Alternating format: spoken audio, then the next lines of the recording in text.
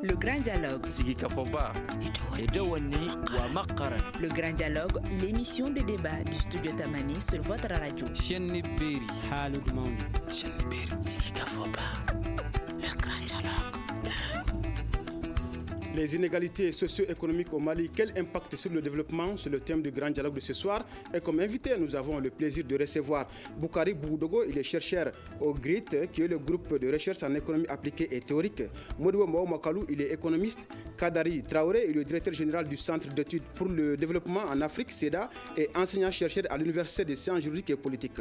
Mesdames et messieurs, bonsoir et bienvenue dans cette émission, présentée par Ibrahim Aran Diallo.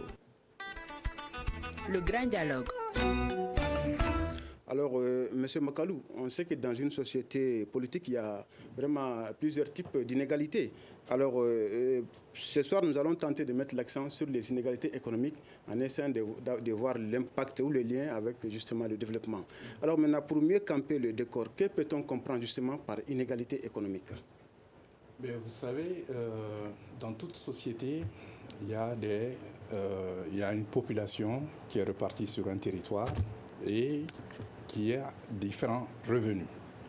Mais si nous parlons d'inégalité, généralement, la meilleure mesure pour évaluer un peu cela, c'est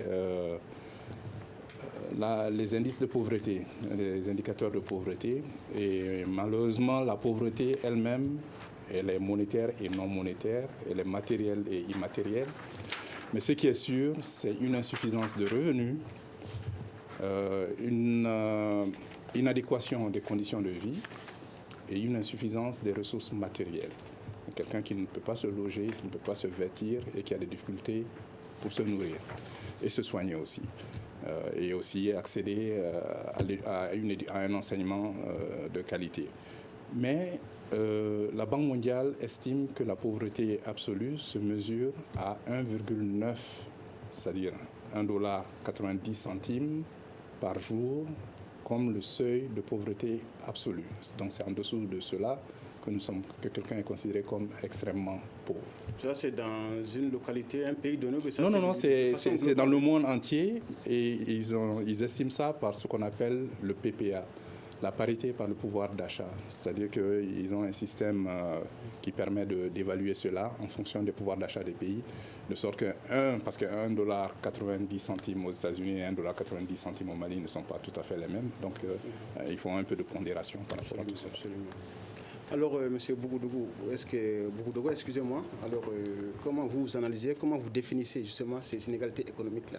Est-ce que vous avez quelque chose à ajouter à ce que M. Makalou a dit? Ok, je crois qu'en plus de ce que le doyen Makalou a dit, les inégalités peuvent s'observer sur tous les plans. Comme vous le dites, vous avez parlé d'inégalités économiques, vous avez les inégalités sociales. Vous pouvez également le regarder au sein d'un groupe donné ou au sein d'un État. Vous avez des inégalités entre les riches au Mali et les pauvres au Mali. Vous avez des inégalités entre le Mali et d'autres pays, par exemple les pays développés. Donc les inégalités se rencontrent un peu partout et le rapport mondial même sur les inégalités montre qu'il y a une augmentation des inégalités à l'échelle du monde et dans toutes les régions du monde. Donc on peut dire globalement que l'inégalité, en fait, c'est un fait où il y a une différence d'accès au savoir, au pouvoir et également à l'avoir. Ça, c'est les trois grands domaines qu'on peut définir sur lesquels les inégalités portent. Les avoirs, c'est bien sûr le revenu, c'est le patrimoine, c'est autre chose. Le savoir, c'est l'accès à l'éducation, par exemple. C'est l'accès à un emploi décent, par exemple. Et vous avez le pouvoir, donc on a des différences de pouvoir accéder au pouvoir. Donc ça, c'est des inégalités qui sont observées de plus en plus à travers le monde. Alors, M. Traoré, comment vous analysez justement ces questions d'inégalité, notamment économiques? Merci beaucoup. À la suite de mes aînés, je vais, à votre permission, m'attarder un peu sur le concept d'inégalité, en rappelant que les sociétés modernes contemporaines sont structurées autour de groupes sociaux et qui sont caractérisés par des différences. Et ce sont ces différences-là qui engendrent de nombreuses inégalités. Et les différences sociales ne sont pas forcément source d'inégalité, il faut le préciser. Une différence d'abord, c'est une caractéristique qui permet de distinguer un individu d'un autre, un groupe d'individus d'un autre, sans que cela se traduise par une hiérarchie entre les deux. L'inégalité alors s'apprécie à partir d'une différence qui entraîne une hiérarchisation des rapports, qui se traduit par un désavantage, un déficit d'accès aux ressources matérielles, aux ressources politiques, aux ressources symboliques valorisées par une société donnée à un moment donné de son évolution. Il y a donc inégalité lorsque la répartition de ces ressources-là, socialement valorisées, n'est pas uniforme, d'une part, mais qu'il y a des groupes qui sont favorisés, des groupes qui sont avantagés par rapport aux autres. Et à ce niveau-là, les contradictions amenées par cette divergence dans l'accès aux ressources partagées et partageables au sein des groupes sociaux créent souvent des tensions.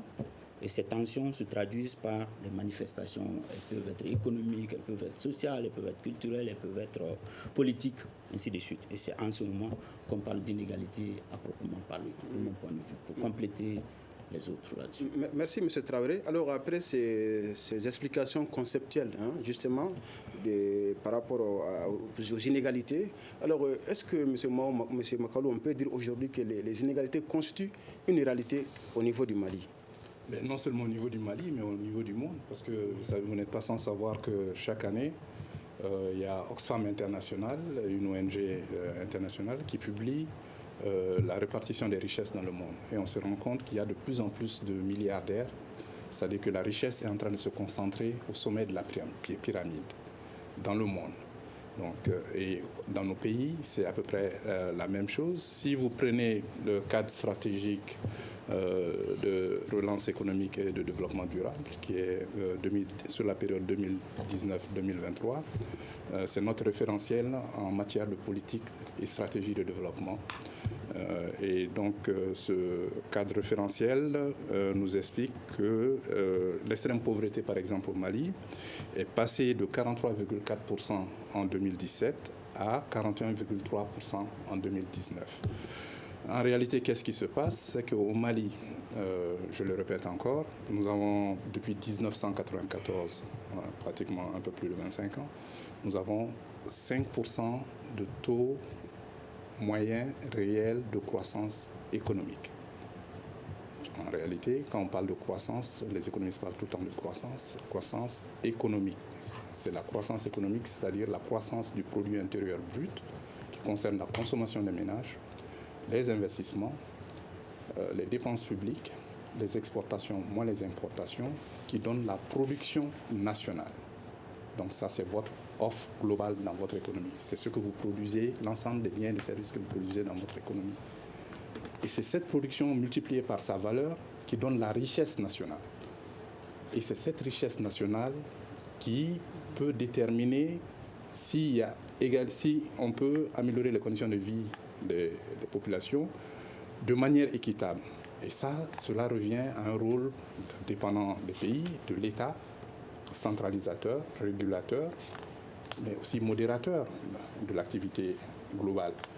Parce qu'à travers les politiques sociales, quand il y a cette richesse qui est produite, il y a une ponction, c'est-à-dire en tout cas l'État détermine ses ressources et ses charges et détermine quelles sont les populations qu'elle doit appuyer par une politique sociale adéquate. Donc quand vous avez ce PIB, cette richesse nationale, la manière dont ce PIB est reparti au sein de la population, c'est ça qui va déterminer un peu l'équité au sein de la population. Alors, M. Boudogo, je rappelle que vous avez organisé tout récemment une rencontre scientifique, alors notamment les journées du savoir, dont le thème portait justement sur les inégalités. Alors, qu'est-ce qui a justifié ce choix, les inégalités? En fait, le choix du thème inégalité, polarisation et exclusion sociale est venu d'un constat que je crois le doyen Makalou venait de faire tout de suite.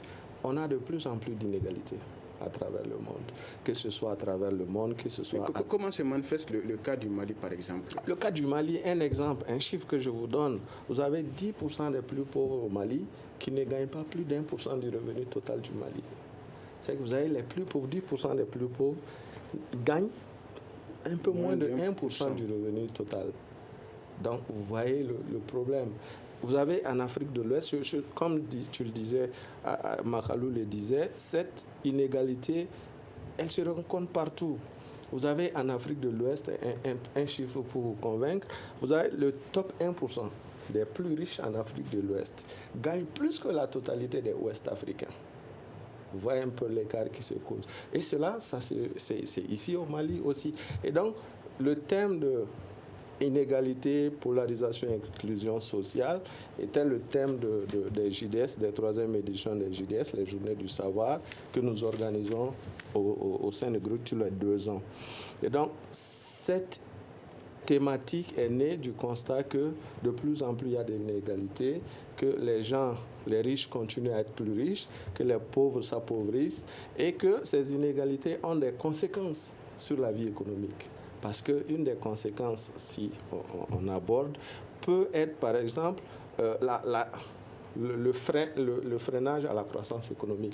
Parce que la consommation, c'est les pauvres et la classe moyenne qui consomment plus. Si eux, ils n'ont pas de revenus, si le revenu est accumulé au sommet, eux, ils ne consomment pas beaucoup. En tout cas, pas les biens de consommation que toi et moi, on est en train d'acheter. Donc, il fait en sorte que l'économie ne va pas suffisamment bouger.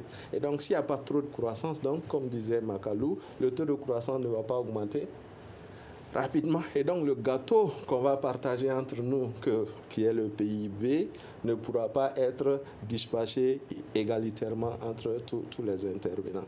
Voilà à peu près les idées qui nous ont conduit à organiser cette journée sous ce thème-là, et donc à faire venir des chercheurs de tous les continents, américains, européens et africains. Il y avait Thomas Piketty, qui est un économiste français qui est venu avec nous rehausser l'éclat de ces journées-là. Et donc l'idée, c'était vraiment de démocratiser le savoir, mettre sur la place publique des papiers scientifiques sur les inégalités qui sont constatées à travers le monde et sur les types d'interventions publiques que l'État pouvait faire pour atténuer, ne serait-ce que peu. D'accord, on va revenir au rôle et à la responsabilité justement de l'État. Mais avant cela, je donne la parole à monsieur Traoré. Alors, on est d'accord ici sur ce plateau justement qu'il y a des inégalités quand même à travers le monde, notamment au niveau du Mali également. Alors, comment peut-on établir un lien entre ces inégalités économiques-là justement et le développement? On sait que vous faites beaucoup d'études quand même sur les questions de développement au niveau de votre centre. Et merci beaucoup. Je pense que les inégalités dans leur forme la plus achevée se traduisent par la construction de privilèges. La construction de privilèges au profit d'un plus petit nombre et au détriment du plus grand nombre. Et les exemples sont monnaie courante à travers le monde. Thomas Piketty, dans son célèbre ouvrage, expliquait que 350 millions de personnes les plus pauvres de la planète équivalent aux 85 personnes les plus riches du monde. Et donc, vous voyez un peu la proportion déjà à l'échelle planétaire.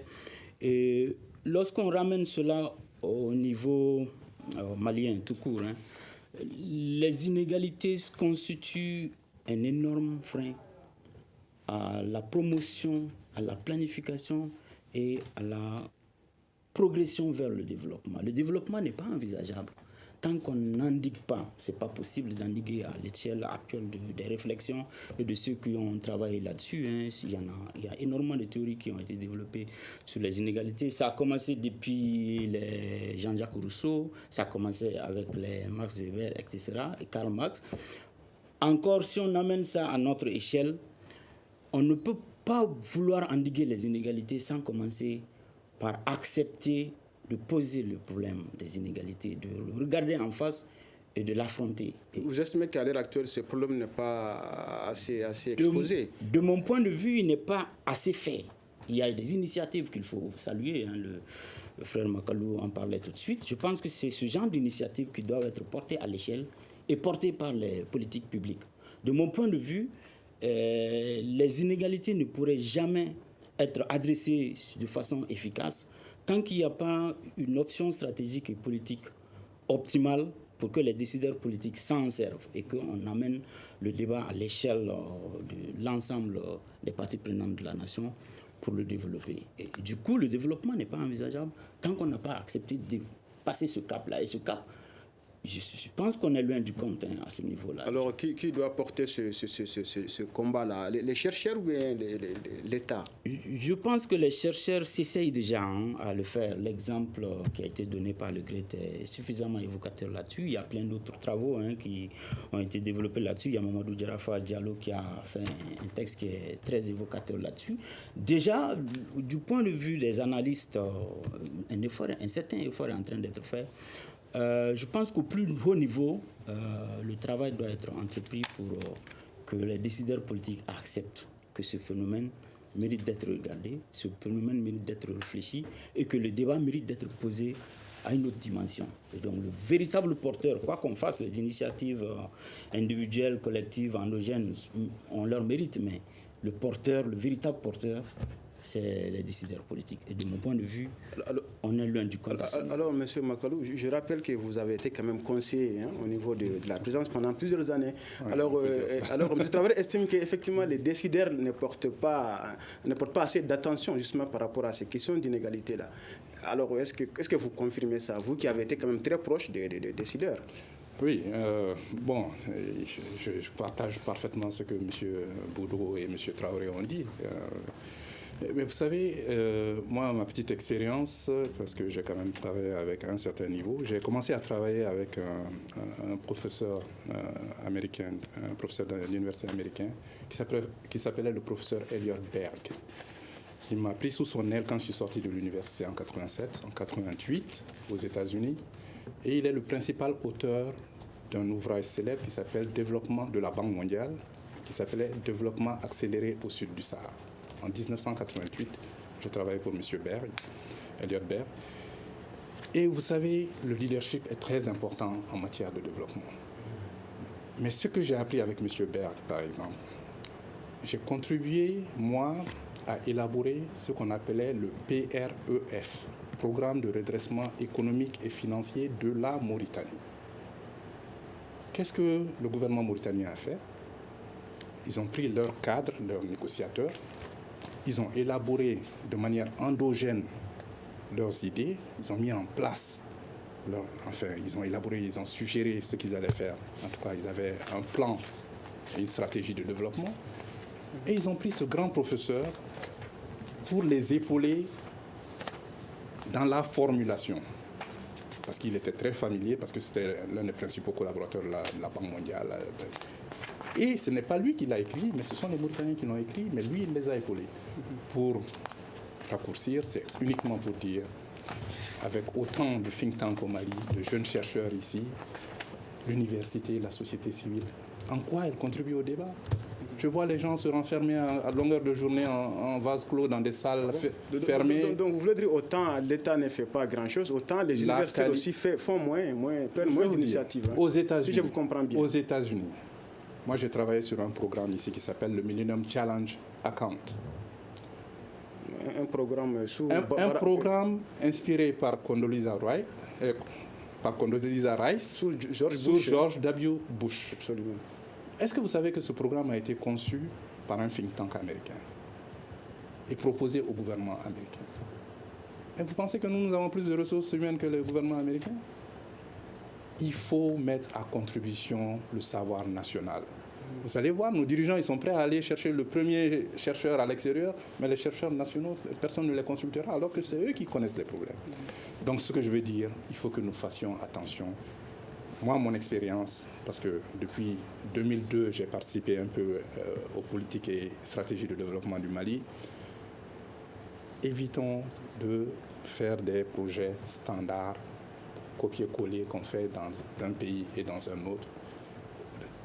Essayons quand même d'augmenter la réflexion endogène au sein de notre pays et que nos chercheurs et nos propres ressources humaines puissent participer au débat national.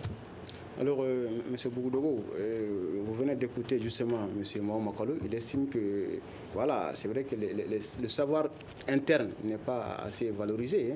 Et vous continuez à produire. Voilà, comment voyez-vous quel est votre espoir? Quel est l'espoir sur lequel vous basez justement pour faire ce travail-là?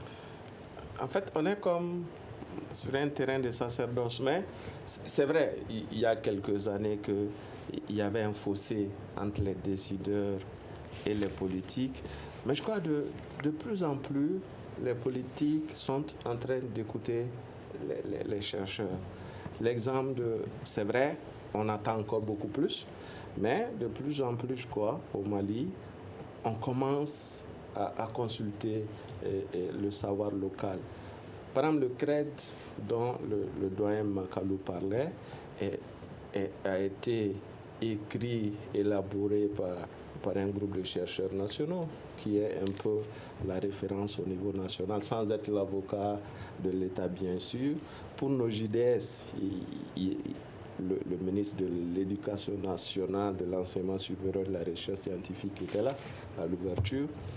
Et une de ses chargées de mission était là à la clôture. Donc, de plus en plus, on attend beaucoup d'eux, mais je crois de plus en plus, ils commencent à occuper ces terrains-là qui étaient assez vierges. Mais je crois que ça va aller si on continue à persister, à mettre sur la place publique les résultats de recherche et puis les informations avec le pouvoir public. Je crois que c'est deux côtés. Autant le pouvoir ne fait pas beaucoup de pas, autant les chercheurs restent également un peu dans leur tour. Je crois que les deux doivent pouvoir faire un pas l'un vers l'autre pour qu'il y ait cette complicité entre les deux et que les politiques publiques soient beaucoup plus basées sur les évidences qu'on appelle les évidences issues des think tanks nationaux et des centres de recherche au niveau national. Alors, M. Traoré, je rappelle que vous êtes enseignant à l'Université des sciences juridiques et politiques. Alors, est-ce que, au regard de... Lorsqu'on essaie de voir les textes, est-ce qu'on est la réalité, justement, est-ce qu'il n'y a pas une incohérence? Dans la pratique, on sait quand même que, notamment la Constitution malienne, dans son article 2, parle de l'égalité entre tous les Maliens. Alors, est-ce qu'il n'y a pas une contradiction entre les textes et la réalité? Et merci beaucoup. Mais avant d'aborder la question de l'articulation texte et pratique, je voudrais juste revenir un instant sur la question du dialogue entre politique et science. Je pense que au stade actuel du débat, on est loin du compte parce que si on regarde bien les expériences de production du savoir qui ont été tentées au Mali et dont le résultat ont été mis à disposition des décideurs politiques, c'est des expériences qui ont été soutenues, initiées de l'extérieur par des partenaires techniques et financiers, soit la Banque mondiale, soit les organismes de développement. Je n'ai pas j'ai pas en tête une réflexion d'envergure côté production du savoir qui a été initiée par les décideurs politiques maliens dont les résultats ont été directement versés sans soutien d'un partenaire quelconque. Je veux simplement dire que les initiatives de la production du savoir doivent être endogènes d'abord. Il faut qu'on accepte de regarder notre société, de réfléchir sur notre société par nous-mêmes, par nos propres moyens et par nos propres lunettes. Alors aujourd'hui, ce travail-là n'est pas fait. Je pense qu'on est loin du compte. Alors où est-ce qu'on peut situer la responsabilité? Je pense que la responsabilité, c'est d'abord du point de vue ce que j'avais appelé le portage politique. Parce que même pour réformer les textes législatifs réglementaires dont je vais parler tout de suite, c'est des partenaires qui soutiennent derrière. Pour réformer nos politiques publiques, c'est des initiatives qui viennent de l'extérieur, pour s'arrimer sur les ordres communautaires, internationaux et mondiaux. Et je pense qu'on doit dépasser ce cap-là pour produire dans d'autres sociétés. Les gens sont dans la prospective sur 50 ans. Oui, mais est-ce qu'aujourd'hui les conditions même sont créées au regard du système universitaire malien, le fonctionnement de l'université du Mali? Est-ce que les conditions sont créées pour que ce savoir endogène puisse être produit et valorisé? Je pense que les brides sont posées, les jalons sont posés. Le mérite, c'est d'abord d'avoir réalisé l'université. L'un des mérites, c'est d'avoir essayé de former des Maliens, et ça c'est aussi, il faut le reconnaître, de pouvoir former des Maliens qui sont capables de former d'autres Maliens. De moins en moins, c'est la ruée vers les universités extérieures maintenant. Beaucoup de Maliens sont capables de se former au Mali et de pouvoir produire de la connaissance au Mali. Donc ça, c'est déjà le premier levier. Maintenant, il faut qu'on arrive à associer à cette réflexion-là d'envergure, arriver à mettre la connexion entre les producteurs du savoir et ceux qui ont la responsabilité d'utiliser les résultats du savoir pour transformer notre société. Je voulais vraiment insister là-dessus. Je ne suis pas sûr que... Non, on va vous revenir. Monsieur Bougoudogho, il y a certains observateurs qui mettent l'accent quand même sur le libéralisme comme facteur favorisant justement ces inégalités économiques-là. Est-ce que vous comprenez ce point de vue? Oui, je comprends. Parce que dans la littérature, de façon globale, quand on parle des causes des inégalités, on pense que le capitalisme, donc l'inégale répartition du capital entre les différentes couches de la population, sont une des causes. On pense que la concentration également du capital entre les mains d'une portion de plus en plus restreinte de la population peut aussi être une des causes. Et de façon globale, ce qui est vraiment, comment on appelle ça, dans la littérature que vous retrouvez comme une cause favorisant les inégalités, c'est les fractures sociales qui sont basées sur des formes particulières de hiérarchisation sociale qui va vous donner par exemple des avantages et qui va peut-être me donner des désavantages. Donc c'est vraiment l'organisation sociale, le capitalisme qui, à mon avis, a été un facteur favorisant de ces inégalités-là. En tout cas, beaucoup de littérature. Alors, M. Makalou, Bougoudogho est d'accord que le libéralisme, le capitalisme constitue effectivement une des raisons pouvant expliquer ces inégalités-là. Est-ce que finalement l'option politique dans nos États a un grand sens quand on sait que le parti au pouvoir quand même est membre de l'international socialiste? Est-ce que les options politiques sont une réalité dans nos pays-là? Mais vous savez, quel que soit le régime, l'option politique du parti politique au pouvoir, nous avons un plan et un programme de développement qui est fait par les Maliens, par les cadres maliens, en tout cas, qui sert de référentiel pour les politiques et stratégies de développement. De toute façon, je pense que ce n'est pas très approprié de parler de socialistes et de libéraux au Mali. Je pense que ça revient plus ou moins à la même chose. En tout cas, c'est mon expérience. Mais ce que je veux dire, si vous voulez constater la réalité des choses, il faut voir d'abord l'indice de développement humain. En 2019, le Mali était 182e sur 188 pays classés. Qu'est-ce que cela veut dire? Cela veut dire qu'on a un pays d'abord où il y a un indice de développement faible, c'est-à-dire au niveau du développement social, santé, éducation, protection sociale et les couches les plus vulnérables fragilisées. Et cela, ce sont les femmes, les jeunes et les enfants. Donc 182e sur 188.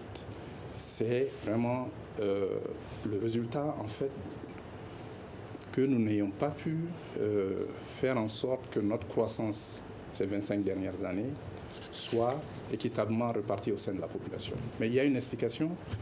En fait, la croissance économique au Mali, qui conduit à la richesse nationale, est tirée par les recettes d'exportation des industries extractives, en l'occurrence l'or.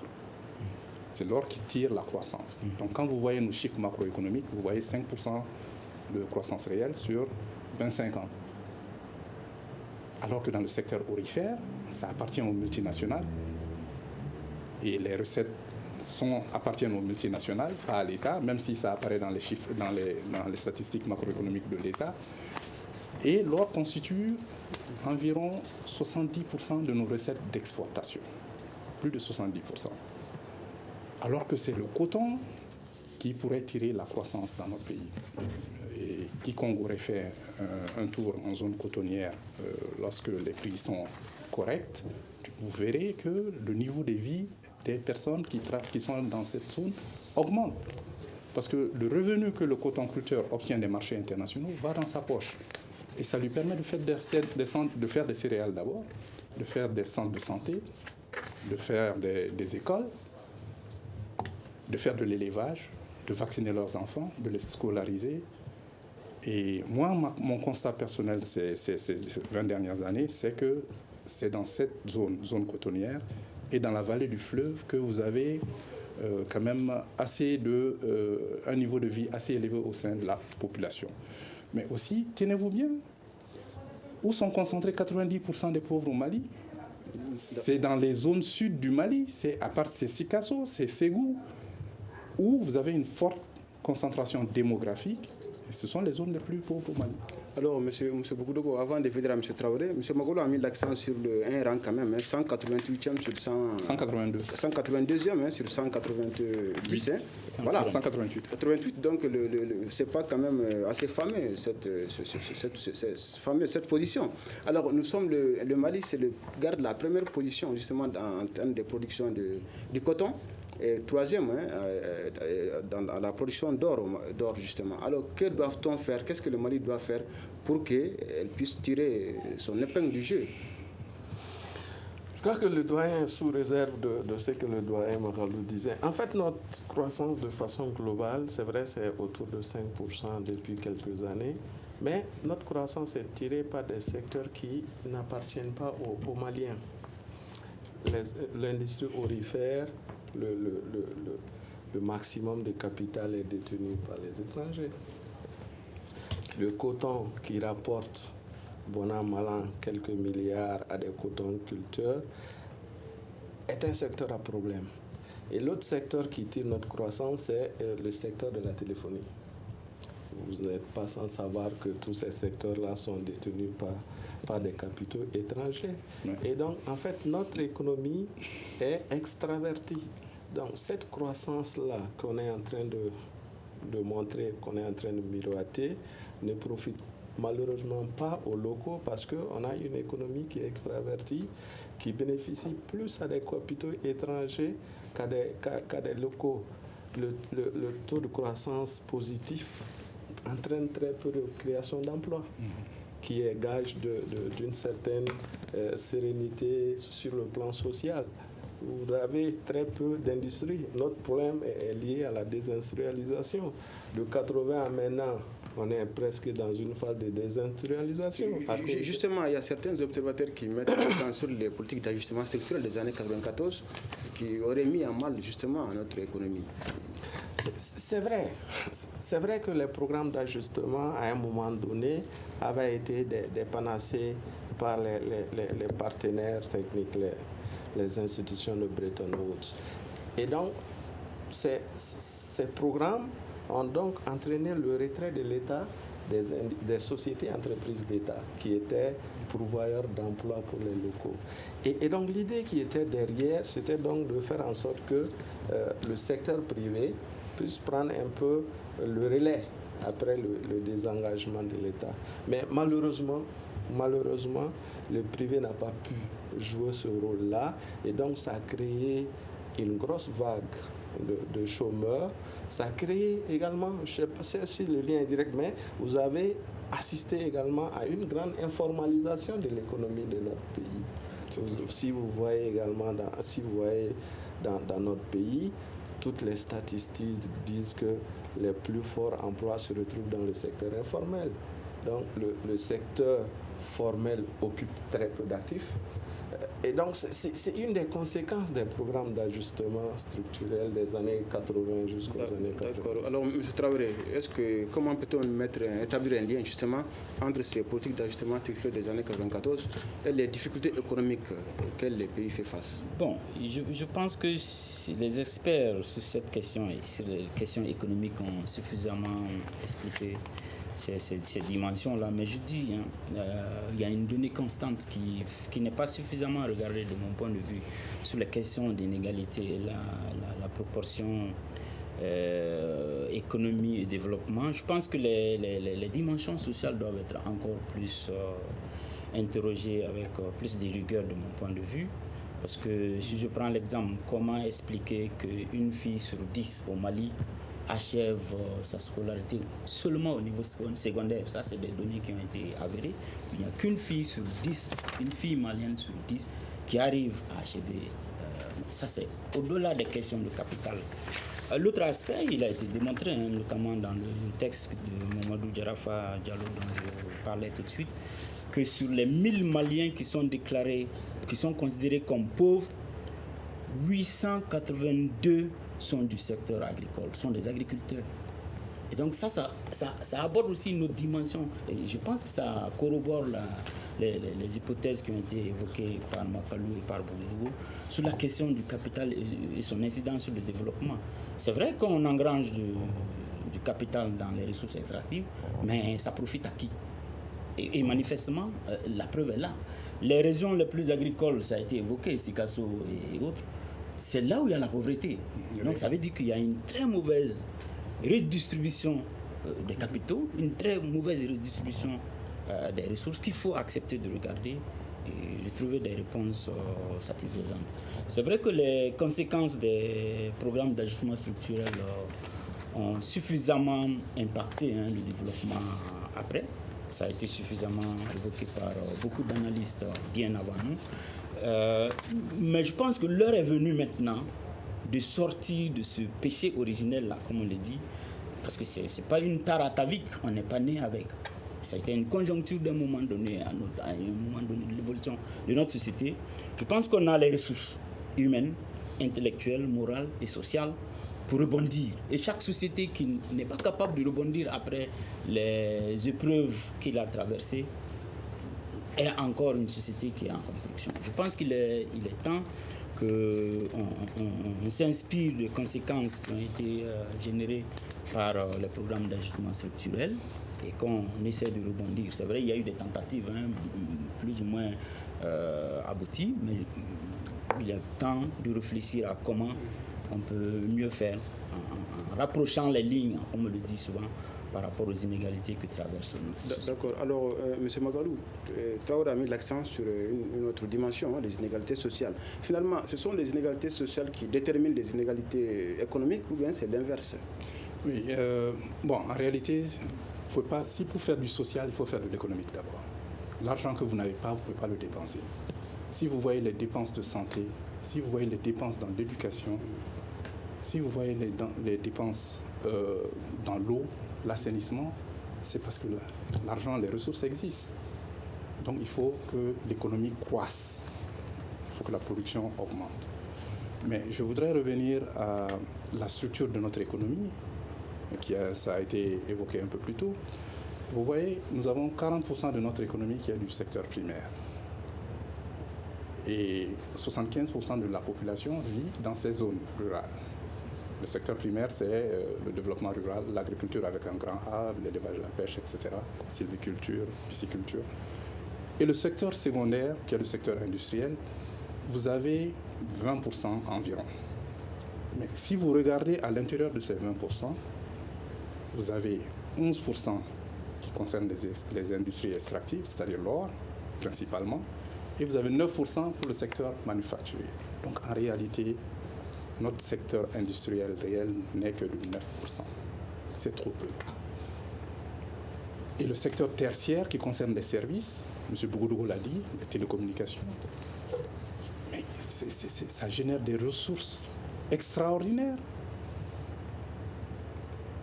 Je suis un peu de ce secteur parce que j'ai supervisé ce secteur pendant de nombreuses années, mais personne ne peut vous dire quel est le chiffre d'affaires de ces compagnies de télécom. Parce que les appels rentrants et les appels sortants, personne ne connaît la quantité. Nous avons un organe de régulation mais qui ne sert à rien, pratiquement.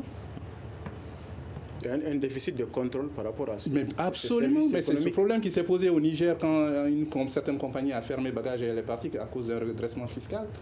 Ces compagnies sont au déclaratif au niveau des impôts, au niveau des recettes fiscales. Ce n'est pas normal. Dans le cadre de la mobilisation de nos recettes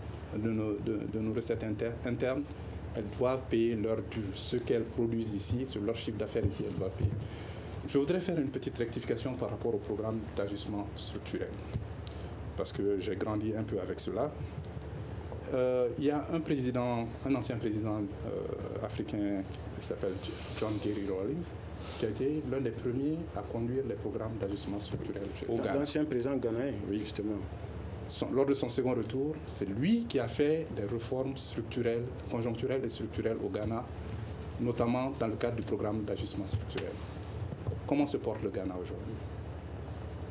Assez bien, mieux que la plupart de nos pays. Bon. Qu'est-ce que c'est qu'un programme d'ajustement structurel d'abord? L'ajustement structurel, c'est quand ça arrive généralement quand vous avez un déficit de la balance des paiements. C'est-à-dire lorsque vous achetez plus à l'extérieur que vous ne vendez à l'extérieur. Quand vous achetez à l'extérieur, vous donnez votre argent, vous vous appauvrissez. Mais quand vous vendez à l'extérieur, vous vous enrichissez parce que les gens viennent acheter chez vous. Et généralement, dans la plupart de nos pays, qu'est-ce qui se passait à l'époque? Il y avait un déficit budgétaire d'abord. Ça veut dire que les dépenses étaient au-delà des recettes. Quand les dépenses sont au-delà des recettes, vous avez un déficit budgétaire et qu'est-ce qui se passe? Ou bien vous empruntez à l'extérieur ou vous diminuez les dépenses. Mais lorsque vous avez un déficit budgétaire, c'est-à-dire que vos dépenses sont au-delà de vos recettes, et en même temps que vous avez un déficit de la balance des paiements, vous avez ce qu'on appelle un double déficit. Et généralement, aucun pays au monde n'a fait un ajustement structurel sans avoir fait appel aux institutions de Bretton Woods. C'est le pays qui écrit et qui demande « Nous avons des problèmes de trésorerie, nous n'arrivons pas à faire les salaires, nous n'avons pas assez d'argent. Venez nous aider à redresser notre pays. » Et généralement, qu'est-ce qu'on dit? Est-ce que vous partagez l'idée selon laquelle ces politiques-là ont quand même mis à mal l'économie du Mali, par exemple? Je suis en train de vous expliquer ce que j'en sais, parce que j'ai entendu ça, j'ai entendu même d'éminentes personnalités le dire, mais c'est le moment de clarifier. Donc, quand vous faites face à des problèmes de trésorerie, vous appelez un organisme comme le FMI qui vous aide à faire face à votre déficit de la balance des paiements. C'est-à-dire le FMI met des ressources à votre disposition, mais en vous demandant de faire des réformes. Par exemple, en diminuant vos dépenses. Mais c'est vous qui le faites. Si vous ne les appelez pas, ils ne vont jamais venir. Mais les gens occupent de dire ça. Mais qu'est-ce qui s'est passé aussi dans les années 80? Mais il y avait des dépenses superflues, les gens géraient mal les sociétés d'État. Les partis uniques étaient financés sur les budgets d'État, mais personne n'a entendu dire qu'on a diminué les recettes d'un parti. Oui, d'accord, on tend vraiment vers la fin. C'est assez intéressant ces explications. Alors, M. Traoré, qu'est-ce que l'État doit faire pour que ces inégalités-là puissent être un peu réduites? Merci. Je pense, compte tenu du peu de temps qu'il nous reste, il est important de s'inscrire dans les réflexions d'envergure au niveau international.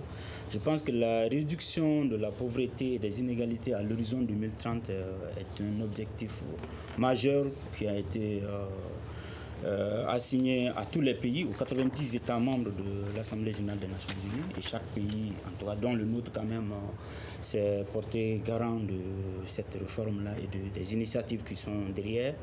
Il est important que les décideurs politiques regardent le phénomène en face, qu'ils acceptent de poser le problème et de prendre des politiques efficientes.